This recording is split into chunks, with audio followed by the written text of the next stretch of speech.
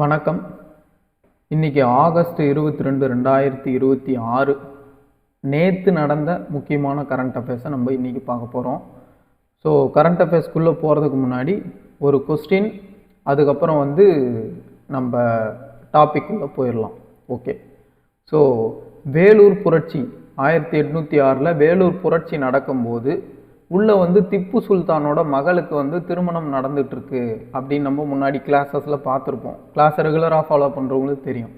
அப்போது அந்த திப்பு சுல்தான் மகளோட பெயர் என்ன? திப்பு சுல்தானுக்கு மகளுக்கு திருமணம் நடக்குது, அதை காரணமாக வச்சு தான் நிறைய சிப்பாய்கள் வேலூர் புரட்சியில் கலந்துக்கிறதுக்காக உள்ளே போகிறாங்க. அந்த மகளோட பேர் என்னன்னு நான் கேட்குறேன். ஓகேவா? ஸோ ஆன்சர் தெரிஞ்சவங்க கமெண்ட் பாக்ஸில் கமெண்ட் பண்ணிவிட்டு கிளாஸ்க்குள்ளே வந்துடுங்க. ஓகே, நம்ம ஆஸ் யூஸ்வல் ஃபஸ்ட்டு ஒரு ஸ்டோரியோடு ஸ்டார்ட் பண்ணுவோம். இன்றைக்கி என்ன அப்படின்னா, நேற்று கைக்குபாத் அவரோட ஆட்சி வீழ்ச்சி அடைஞ்சதை பற்றி பார்த்தோம். ஒரு ரொம்ப குறைவான காலம்தான் அவர் ஆட்சி செஞ்சுருப்பார். 3 வருஷம் ஆட்சி தான். அந்த 3 வருஷத்துலேயே எவ்வளோ சீரழிவை ஏற்படுத்த முடியுமோ டெல்லியில் அவ்வளோ சீரழிவை ஏற்படுத்திட்டு அவர் இறந்துருவார். அதுக்கடுத்து அவரை கொலை செஞ்சுட்டு யார் ஆட்சிக்கு வராங்கன்னா ஜலாலுதீன் கில்ஜி. இவங்க ஆப்கானிஸ்தானை பூர்வீகமாக கொண்ட மக்கள் தான் ஜலாலுதீன் கல்ஜிக்கள் அப்படிம்பாங்க. ஸோ ஜலாலுதீன் கில்ஜி எப்படிப்பட்ட மன்னர் அப்படின்னு சொல்லி பார்த்துட்டு அவர் லைஃப் டைமில் நடந்த 2 சுவாரஸ்யமான சம்பவங்கள் நம்ம பார்த்துட்டு அடுத்து இன்னைக்கு செஷனுக்குள்ளே நம்ம போயிடலாம். ஓகே. ஸோ ஜலாலுதீன் கில்ஜி எப்படிப்பட்டவர் அப்படின்னு பார்த்தீங்கன்னா, ரொம்ப ரொம்ப சாஃப்டான டைப். அதாவது அவர்கிட்ட கண்ணீர் வடிச்சுக்கிட்டு யாருன்னா மன்னிப்புன்னு கேட்டால் உடனே மன்னிச்சிடுற மாதிரியான ஒரு டைப்பு. ஆட்சி அதிகாரத்துக்கு வரப்போகிறாரு, கைக்குபாத்தை கொண்டுட்டாரு, நிசாமுதீனையும் கொண்டுட்டாரு. அவரை போய் அரியணையில் உட்கார சொல்கிறாங்க, அவர் உட்கார மாட்டுறாரு. அவ்வளோ பெரிய அரசன் பால்பன் உட்காந்த அரியணையில் நான் எப்படி வேலை செய்கிறது உட்காந்து? அவருக்கு கீழே வேலை செஞ்ச சாதாரண சேவகன் நான். அவ்வளோ பெரிய ஆள் உட்காந்த ஒரு இடத்துல நான் போய் எப்படி உட்கார்றது அப்படின்னு சொல்லி அவர் அரியணையிலே உட்காராத இருந்தார். அதுக்கப்புறம் சுற்றி இருக்க நோபல்ஸ்லாம் சொல்லி, இல்லை நீங்கள் ஒரு மன்னன், இப்போது நீங்கள் அரியணையில் உட்காந்தாதான் உங்கள் மேலே எல்லாருக்கும் ரெஸ்பெக்ட் வரும், நீங்கள் இப்படி கீழே உட்காந்தா உங்களை எவனும் மதிக்க மாட்டான், அதனால் அரியணையில் உட்காருங்கன்னு சொல்லி வற்புறுத்தி தான் அரியணையில் உட்கார வைக்க வேண்டியதாக இருந்துச்சு ஜலாலுதீன் கில்ஜியை. இவர் இந்த மாதிரி சாஃப்ட் டைப்பாக இருக்காருன்றத அட்வான்டேஜாக யூஸ் பண்ணிக்கலான்னு சொல்லி மாலிக் சஜ்ஜு அப்படிங்கிறவன் என்ன பண்ணுறான் அப்படின்னா, கிளர்ச்சியில் ஈடுபடுறான். அவன் ஒரு படையை கூட்டிகிட்டு கிளர்ச்சியில் ஈடுபடுறான் இந்த மாலிக் சஜ்ஜு. ஸோ இவர் என்ன பண்ணுறாரு, தன்னோட மகன் ஆர்காலி கான் அப்படிங்கிறவனோட தலைமையில் ஒரு படையை திரட்டி இந்த மாலிக் சஜ்ஜுக்கு எதிராக சண்டை போடுறதுக்கு அனுப்புகிறாரு. ஆர்காலி கானும் அந்த படையை மாலிக் சஜ்ஜுவை கைது பண்ணிடுறாரு. அதில் இவர் வெற்றி கண்டுறாரு. கைது பண்ணி அவங்க மாலிக் சஜ்ஜுவை என்ன பண்ணுறாங்கன்னா, பின்னாடி கட்டையை வச்சு சங்கிலியில் கட்டி ஜலாலுதீன் கில்ஜி முன்னாடி தூக்கிட்டு போய் நிறுத்துகிறாங்க. ஒரு 300 பேர்கிட்ட தூக்கிட்டு நிறுத்துகிறாங்க. இப்படி இதை பார்த்தோன்னே ஜலாலுதீன் கில்ஜிக்கு இது என்ன கொடூரம், நீ ஏன் இந்த மாதிரிலாம் நடந்துக்கிற அப்படின்னு சொல்லி தன்னோட மகனை திட்டி, அதாவது தன்னை எதிர்த்து கிளர்ச்சி பண்ணவங்க அவங்களாம், அதை மைண்டில் வச்சுக்கிட்டு கவனிங்க.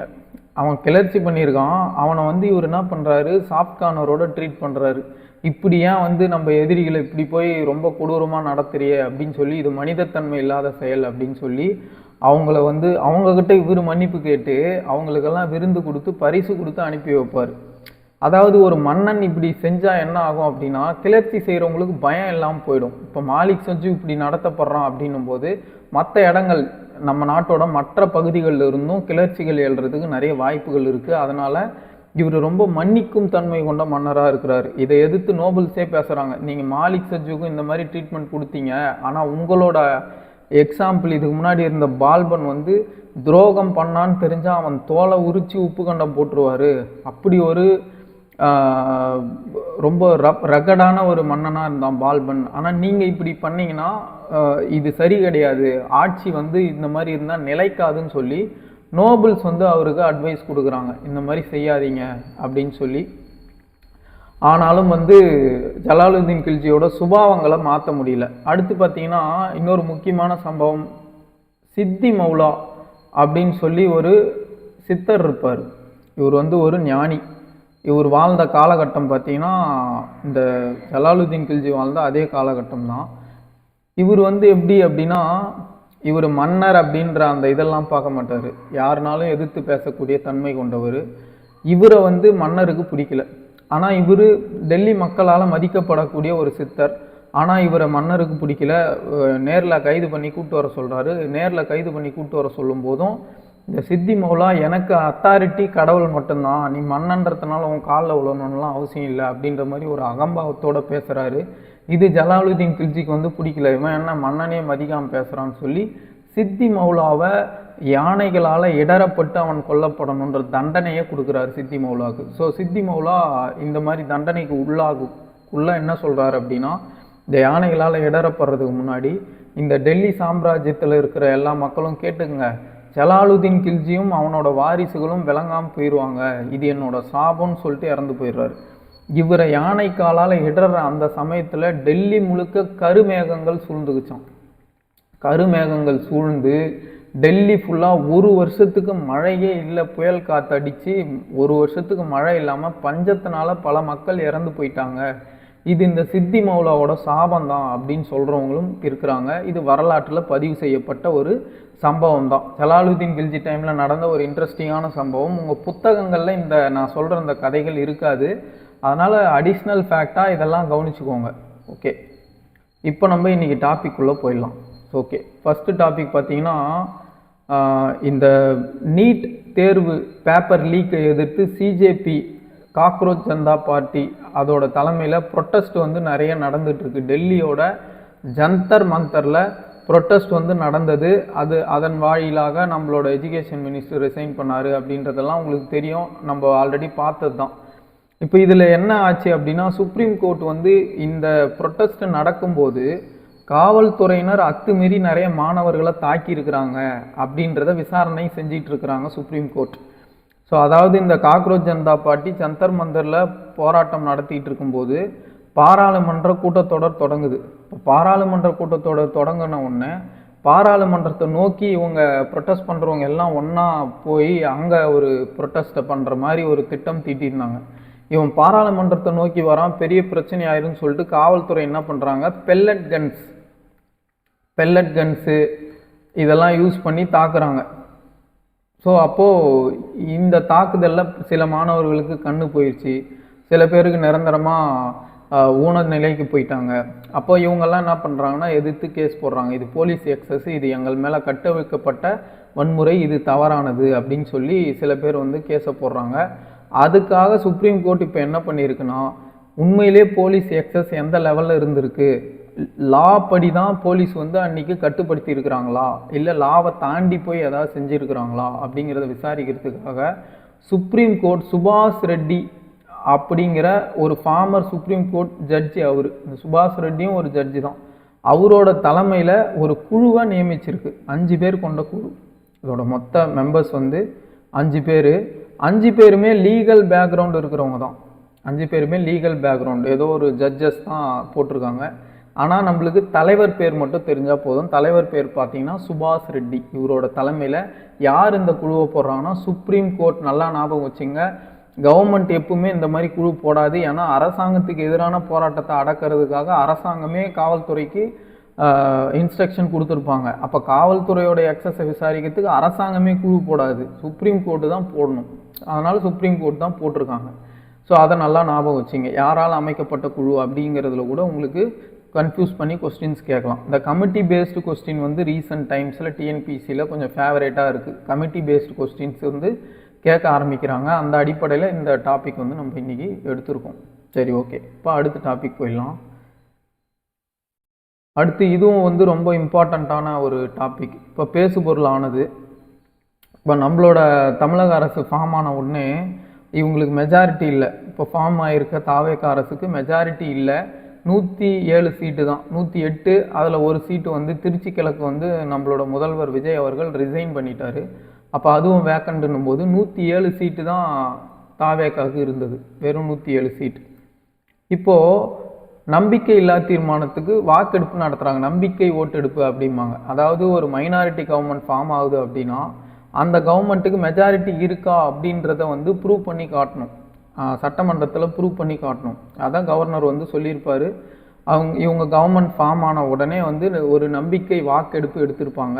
அந்த நம்பிக்கை வாக்கெடுப்பில் 25 ஏடிஎம்கே எம்எல்ஏஸ் வந்து தாவேக்காக்கு ஆதரவாக ஓட்டு போட்டிருப்பாங்க. ஒரு 25 ஏடிஎம்கே எம்எல்ஏஸ் வந்து தாவேக்காக்கு ஆதரவாக ஓட்டு போட்டிருப்பாங்க. அதில் 4 பேர் வந்து இப்போ எம்எல்ஏவே இல்லை, ரிசைன் பண்ணிட்டாங்க. அப்போ இப்போ 21 பேர் தான் நம்மளுக்கு பிரச்சனை. இப்போ என்ன ஆகுது அப்படின்னா, ஏடிஎம்கே விப்பு என்ன சொன்னாங்க, நீங்கள் வந்து தாவேக்காக்கு நம்பிக்கை வாக்கெடுப்பு நடத்தும் போது அதுக்கு எதிர்த்து வாக்களிக்கணும் அப்படின்றது தான் ஏடிஎம்கே விப்போட டைரக்ஷன். ஒரு கட்சி அந்த விப்பு கொடுக்குற டைரக்ஷனை மீறி செயல்படுது சட்டமன்றத்தில் அப்படின்னா, எந்தெந்த நபர்கள் விப்பு கொடுக்குற டைரக்ஷனை அப்போஸ் பண்ணி ஓட்டு போடுறாங்களோ அவங்க மேலே கட்சி தாவல் தடை சட்டம் பாயும். அதுதான் கட்சி தாவல் தடை சட்டத்தோட one of the points of disqualification.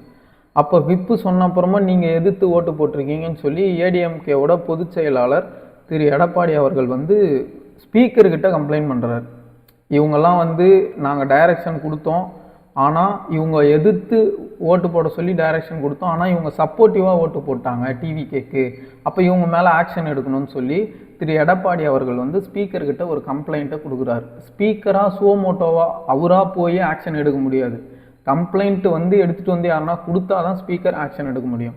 அப்போ அந்த அடிப்படையில் ஸ்பீக்கர் என்ன பண்ணுறாரு, இந்த 21 பேரை வந்து மன்னிச்சு விட்டுறாரு. ஏன் மன்னிச்சு விட்டுறாரு அப்படின்னா, அந்த 21 பேரும் வந்து நாங்கள் செய்தது தவறு அப்படின்னு சொல்லி எக்ஸ்பிளைன் பண்ணி ஒரு லெட்டர் கொடுக்குறாங்க ஸ்பீக்கருக்கு. ஒரு மன்னிப்பு கடிதம் கொடுக்குறாங்க. யாருக்கிட்ட? ஸ்பீக்கர்கிட்ட.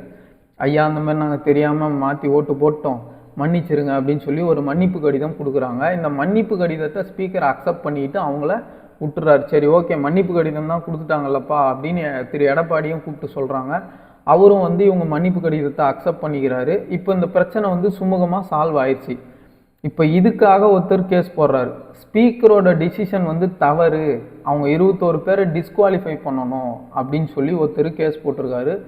அந்த கேஸும் வந்து தள்ளுபடி ஆகிருக்கு. ஏன்பா, அதான் ஸ்பீக்கர்கிட்ட அவங்க மன்னிப்பு கடிதம் கொடுத்துட்டாங்க, இதுக்கு மேலே அவங்க மேலே ஆக்ஷன் எடுனா எப்படி? நடைமுறைப்படி தான் ஸ்பீக்கர் கரெக்டாக ஆக்ட் பண்ணியிருக்காருன்னு ஸ்பீக்கரை பாராட்டி இந்த கேஸை டிஸ்மிஸ் பண்ணிருச்சு ஹைகோர்ட். அப்போ இந்த அடிப்படையில் ஆன்டி டிஃபெக்ஷன்லாம் என்ன, கட்சித்தாவல் தடை சட்டம்னா என்ன அப்படிங்கிறத பற்றி நீங்கள் தெரிஞ்சுக்கணும்.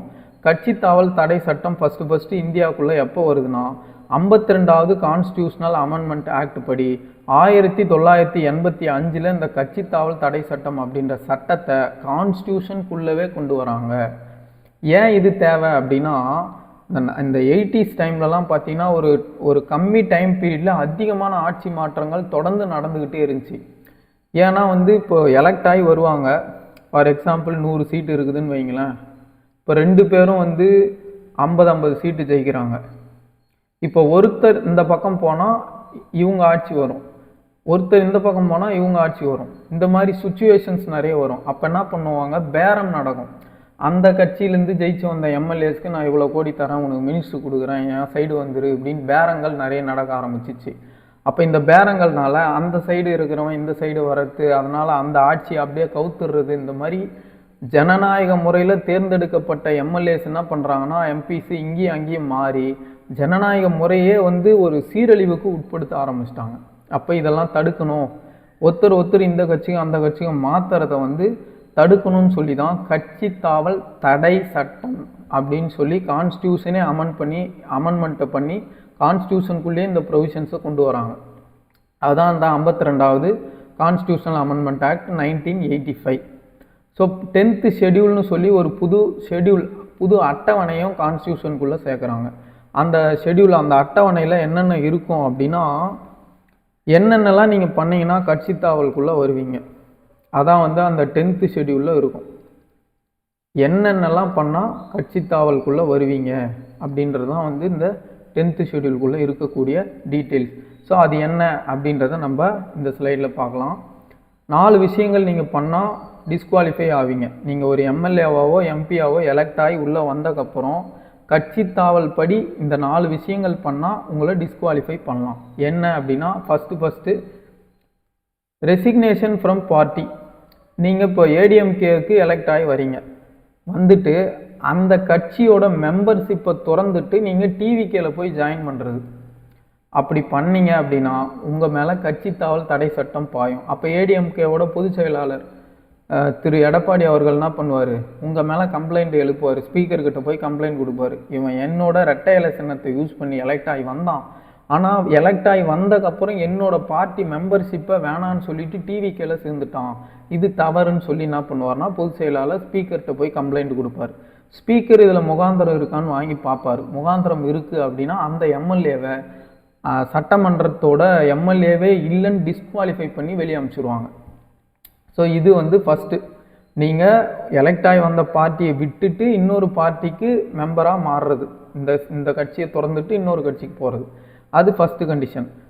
அடுத்து பார்த்தீங்கன்னா பார்ட்டியோட விப்பு இருக்காங்க பார்த்தீங்களா, கொறடான்னு வாங்க தமிழில். இந்த கொறடா என்ன பண்ணுவார்னா சட்டமன்றத்திலே இருப்பார். அந்த கொறடான்றவங்க சட்டமன்றத்திலே இருப்பாங்க. கட்சி என்ன டைரக்ஷன் கொடுக்குதோ அதுபடி தான் ஓட்டு போடுறாங்களா எல்லா எம்எல்ஏஸும். இப்போ ஏடிஎம்கேயோட தலைமை வந்து ஒரு முடிவு எடுக்குதுன்னா, இப்போ ஏதோ ஒரு மசோதா பாஸ் ஆகுதுன்னா தலைமை என்ன முடிவு எடுக்குதோ அதுக்கு எல்லா எம்எல்ஏஸும் கட்டுப்படணும். தலைமை முடிவுக்கு மாறாக எம்எல்ஏஸ் நடந்துக்கிறாங்க, தலைமை சொல்கிறது கேட்காம வேறு மாதிரி ஓட்டு போடுறாங்க அப்படின்னா கட்சி கொறடா அதெல்லாம் நோட் பண்ணி வைப்பார். இந்த பாருங்க, இந்தந்த மெம்பர்ஸ்லாம் நம்ம சொன்ன டைரக்ஷன் படி ஓட்டு போடல அப்படின்னு சொல்லி பொதுச் செயலாளர் கம்ப்ளைண்ட் பண்ணுவார். இந்த அடிப்படையில் தான் இப்போ நம்ம அந்த 21 பேர் டிஸ்குவாலிஃபிகேஷன் இதில் தான் வரும். ஏன்னா விப்பு டைரக்ஷன் கொடுத்துட்டாரு. ஏடிஎம்கேவை சேர்ந்த எந்த எம்எல்ஏவுமே டிவிகே கவர்மெண்ட்டுக்கு சப்போர்ட் பண்ணக்கூடாது, நம்பிக்கை வாக்கெடுப்பில் சப்போர்ட் பண்ணக்கூடாதுன்னே டைரக்ஷன் கொடுத்துட்டாங்க. அதை மீறி 25 பேர் சப்போர்ட் பண்ணதுனால தான் இப்போ விப்பு டைரக்ஷனை இவங்க மீறினா இந்த அடிப்படையில் தான் வந்து திரு எடப்பாடி அவர்கள் வந்து ஸ்பீக்கர்கிட்ட கம்ப்ளைண்ட் பண்ணுறாரு. ஸ்பீக்கர் வந்து மன்னிப்பு கடிதம் இவங்க கொடுத்ததுனால மன்னிச்சு விட்டுருவாங்க. ஸோ இதுவும் ஒரு ஒன் ஆஃப் த கண்டிஷன். எதுக்குன்னா டிஸ்குவாலிஃபிகேஷனுக்கு, ஆன்டி டிஃபெக்ஷனில் ஒருத்தவங்களை வெளியே அனுப்பணும் அப்படின்னா இது ஒரு கண்டிஷன். பார்ட்டி விப்பு சொல்கிறத கேட்கணும். அடுத்து நீங்கள் ஒரு இண்டிபெண்ட் மெம்பராக இருக்கிறீங்க. இண்டிபெண்ட் அப்படின்னா சுயேட்சை. நீங்கள் வந்து ஒரு பெரிய கட்சி எதுலேயும் சாராமல் உங்கள் தொகுதியில் உங்களுக்கு இருக்கிற பாப்புலாரிட்டி வச்சு நீங்கள் சுயமாக எலெக்ட் ஆகி வரீங்க, சுயேட்சையாக வரீங்க அப்படின்னா நீங்கள் சுயேட்சையாக தான் இருக்கணும். 5 வருஷத்துக்கு சுயேட்சை எம்எல்ஏவாக நீங்கள் உள்ளே வரீங்க, இல்லை சுயேட்சை எம்பியாக உள்ளே வரீங்க லோக்சபாவுக்கு அப்படின்னா 5 வருஷத்துக்கு நீங்கள் எந்த கட்சிக்கும் போகக்கூடாது, உங்கள் கட்சியிலே தான் இருக்கணும். இது எதுக்கு அப்படின்னா நான் முன்னாடி சொன்ன மாதிரி தான், 50 பேர் இங்கே 50 பேர் அங்கே இப்படி ஓட்டு இப்படி வந்துருச்சுன்னு வைங்களேன். இந்த சுயேட்சையாக இருக்கிறவங்க என்ன பண்ணுவாங்கன்னா இவங்கக்கிட்ட பேரம் நடக்கும். நீங்கள் எங்கள் சைடு வந்துருங்க, நீங்கள் அந்த சைடு போயிடுங்கன்னு சுயேட்சையை வச்சு பேரம் பேசுவாங்க.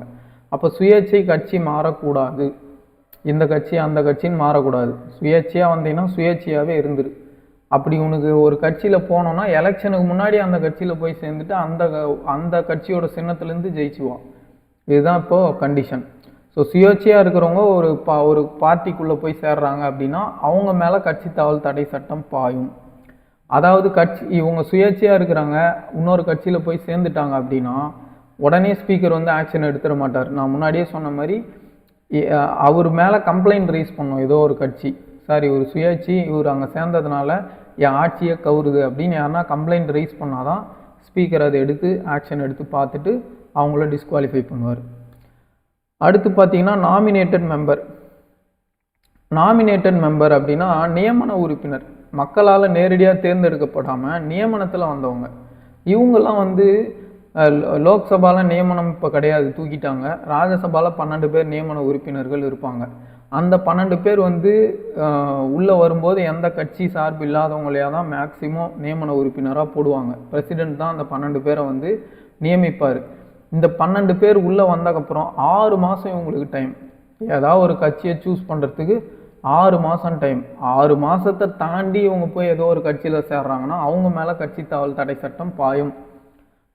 இந்த சுயேட்சைங்களுக்கு மட்டும் 6 மாதம் டைம். ஆனால் நீங்கள் இண்டிபெண்ட் மெம்பர், சாரி இந்த நாமினேட்டட் மெம்பர் நியமன உறுப்பினர்களுக்கு மட்டும்தான் அந்த 6 மாதம் டைம்லாம். நீங்கள் சுயேட்சையாக சேர்றீங்க அப்படின்னா உங்களுக்கு இந்த டைம் லிமிட்லாம் கிடையாது. நீங்கள் சுயேட்சைனா சுயேட்சையாக தான் இருக்கணும், எந்த கட்சியிலையும் சேரக்கூடாது.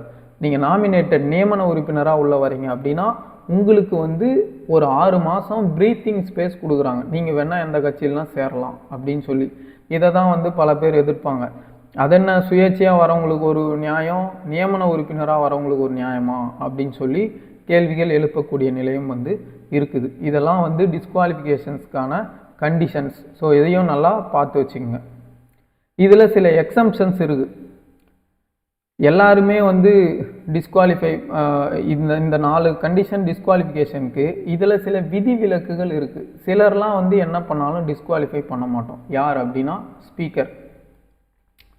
இப்போ நம்மளோட ஸ்பீக்கர் திரு ஜேசிடி பிரபாகர் அவர்கள் இருக்கிறாருன்னு வைங்களேன், அவையோட தலைவரா. அவர் வந்து டிவிகேவோட உறுப்பினர், டிவிகேவோட எம்எல்ஏ. அவரோட எம்எல்ஏ பதவியை ரிசைன் பண்ணுறாருன்னு வைங்களேன், அவர் மேலே டிஸ்குவாலிஃபிகேஷன் பாயுமா அப்படின்னா பாயாது. சார் என்ன சார் இப்போ தான் சொன்னீங்க ஒரு கட்சியில் எலெக்ட் ஆகி அந்த கட்சியோட மெம்பர்ஷிப்பை துறக்கிறவனை டிஸ்குவாலிஃபை பண்ணலான்னு. ஆனால் அது ஸ்பீக்கருக்கு பொருந்தாது. ஏன் அப்படின்னா ஸ்பீக்கர் அப்படின்ற போஸ்ட் வந்து நடுநிலையாக செயல்படக்கூடிய போஸ்ட். கட்சி சார்பு இல்லாமல் நான் இந்த கட்சியிலேருந்து எலெக்ட் ஆகி வந்தேன், அந்த கட்சி தான் என்னை சபாநாயகர் ஆக்குச்சு, ஆனால் நான் நடுநிலையோடு செயல்படுறேன் அப்படின்னு ஒரு நல்ல முடிவை ஸ்பீக்கர் எடுத்து அவர் அந்த கட்சியோட பதவியை துறந்துட்டு ஸ்பீக்கராக மட்டும் ஒர்க் பண்ணுறேன் அப்படின்னு ஒரு ஸ்டாண்டை எடுத்தாருன்னா அதை நம்ம அரசியலமைப்பு சட்டம் அனுமதிக்கிறது. ஸோ அப்போ ஸ்பீக்கர் வந்து ரிசைன் பண்ணிக்கலாம். அவர் ரிசைன் பண்ணுறதுனால டிவிகேலேருந்து யாரும் கம்ப்ளைண்ட் ரைஸ் பண்ணக்கூடாது. இந்த மாதிரி இவர் எங்கள் கட்சியிலேருந்து தான் வந்தார், இப்போ ரிசைன் பண்ணிட்டாருன்னு சொல்ல முடியாது. ஏன்னா அவர் ஸ்பீக்கர். ஸோ ஸ்பீக்கரு அதே மாதிரி டெப்டி ஸ்பீக்கர் இவங்கெல்லாம் நடுநிலை வகிக்கிறதுக்காக ஒரு கட்சி பதவியை துறந்தால் அவர்கள் மேலே இந்த கட்சி தாவல் தடை சட்டம் பாயாது. இன்னொரு முக்கியமான ஒரு கண்டிஷன், இப்போது ஃபார் எக்ஸாம்பிள் இப்போ ஏடிஎம்கே எடுத்துக்கலாம். ஒரு 60 பேர் இருக்கிறாங்கன்னு வைங்க, நான் எக்ஸாம்பிளுக்கு சொல்கிறேன். ஏன்னா 60ன்றது 2/3 கால்குலேட் பண்ண ஈஸி. இதில் 2/3 60ல் 2/3 எவ்வளோன்னு பார்த்தீங்கன்னா 40. ஒரு 40 பேர் மட்டும் 40 எம்எல்ஏ ஒன்றா சேர்ந்து நாங்கள் வந்து டிவிகேக்கு போய் சேர்ந்துடுறோம் அப்படிங்கிறாங்கன்னு வைங்க, 40 பேர். அப்போ இந்த 40 பேராக போகும்போது அவங்க மேலே கட்சி தாவல் தடை சட்டம் பாயுமான்னு கேட்டிங்கன்னா பாயாது. எக்ஸம்ஷன் 60 பேர் இருக்கிறதுல 2/3 மெம்பர்ஸ் வந்து வேறு கட்சிக்கு நாங்கள் தாவறோம்னு சொல்லி டிசைட் பண்ணிட்டு அந்த 60ல் 40 பேர் பல்காக போய் டிவிகேல ஏடிஎம்கே பார்ட்டியோட மெம்பர்ஷிப்பை ரிசைன் பண்ணிட்டு டிவிகேல போய் சேர்றாங்க அப்படின்னா அந்த 40 பேர் மேலேயும் கட்சி தாவல் தடை சட்டம் பாயாது. ஏன்னா பல்க்கு ரெசிக்னேஷன் இது. நீங்கள் தனியாக போனால் உங்கள் மேலே டிஸ்குவாலிஃபிகேஷன் வரும். நீங்கள் உங்கள் கூட 2/3 மெம்பர்ஸை கூட்டிகிட்டு போகிறீங்க அப்படின்னா உங்கள் மேலே டிஸ்குவாலிஃபிகேஷன் வராது. இது ஒரு முக்கியமான விதிவிலக்கு.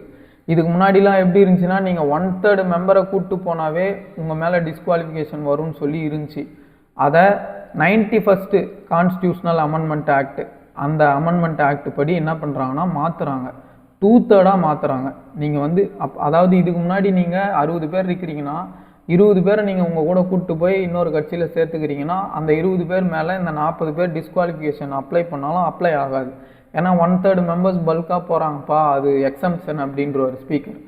ஆனால் இப்போ என்ன ஆயிடுச்சு, இதை 2/3 ஆகிட்டாங்க. ஏன்னா 1/3 வச்சுருந்தோம் நிறைய சதித்திட்டங்கள் பண்ணுறது.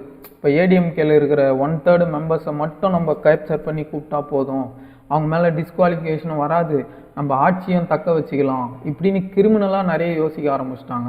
அப்போ இந்த லிமிட்டு பத்தாது, 2/3 ஆகுடான்னு சொல்லி தான் 91st கான்ஸ்டியூஷனல் அமெண்ட்மெண்ட் ஆக்டில் இதை 2/3 அப்படின்னு சொல்லி மாற்றி கொண்டு வராங்க. 91st கான்ஸ்டியூஷனல் அமெண்ட்மெண்ட் ஆக்ட் 2003ல் இந்த மாற்றம் வந்து நடக்குது. இதெல்லாம் வந்து டிஸ்குவாலிஃபிகேஷன்ஸ் இந்த ஆன்டி டிஃபெக்ஷன் பற்றி நம்ம கான்ஸ்டியூஷன் சொல்லக்கூடிய முக்கியமான சட்டத்திட்டங்கள். இதை ஒரு வாட்டி கிளியராக பார்த்துக்குங்க. இன்றைக்கே போய் இதை ஒரு வாட்டி ரிவிஷன் பண்ணிவிடுங்க. ஏன்னா இந்த டிஸ்குவாலிஃபிகேஷன் மேட்ரு வந்து தொடர்ச்சியாக போயிட்டுருக்குது. ஏடிஎம்கேல இந்த பிரச்சனை போது, நம்ம தாவேக அரசு வந்து மைனாரிட்டி கவர்மெண்ட்டாக ஃபார்ம் ஆனதுனால இந்த டிஸ்குவாலிஃபிகேஷன் இஷ்யூ அடிக்கடி கோர்ட்டில் வருது. அதனால் வந்து இது கொஸ்டினாக கேட்கறதுக்கு நிறைய வாய்ப்புகள் இருக்குது. டிஸ்குவாலிஃபிகேஷன் ப்ரொவிஷன் என்ன, அது எத்தனாவது அமெண்ட்மெண்ட்டு, இந்த first 52nd amendment, 10th schedule, 52nd amendment 1985ல் வருது. அதுக்கப்புறம் வந்து இந்த 2/3 ஸ்பிளிட்டை வந்து 91st அமெண்ட்மெண்ட் 2003ல் கொண்டு வராங்க. இந்த மாதிரி முக்கியமான ஃபேக்டெல்லாம் ஒரு வாட்டி நீங்கள் மறுபடியும் படிச்சுக்கோங்க, ஓகேவா? ஸோ இந்த மாதிரி ரெகுலரான இம்பார்ட்டண்ட்டான கரண்ட் அஃபேர்ஸ்க்கு நம்மளோட சேனலை சப்ஸ்கிரைப் பண்ணிக்கோங்க. உங்களுக்கு யூஸ்ஃபுல்லாக இருக்குது அப்படின்னு தோணுனா, உங்கள் ஃப்ரெண்ட்ஸ் யாருக்காவது யூஸ் பண்ணுவாங்க அப்படின்னு தோணுனா அவங்களுக்கும் இதை ஷேர் பண்ணி பார்க்க சொல்லுங்கள். தேங்க்யூ.